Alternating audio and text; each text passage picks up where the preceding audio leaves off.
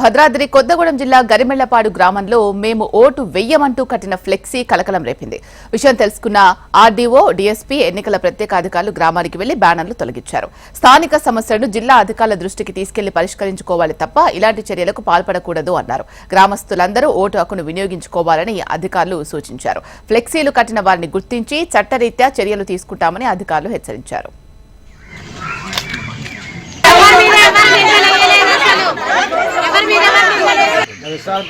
ఇంత బహిర్గతంగా ఇంత బాటంగా చెప్పమంటే టోటల్ చెప్తారు. ఇక్కడే చెప్పండి. ఇక్కడ వరకు తెలియదు నీకు విలాసర్ గారు ఇక్కడ కాదు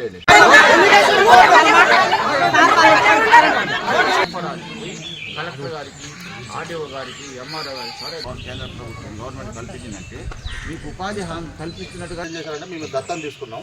మీకు ఎప్పుడు ఉపాధి కల్పిస్తాం. సంస్కృతి కాపాడుతూ మన రాజ్యాంగం ప్రకారం మన దేశాన్ని అభివృద్ధి చేద్దాం.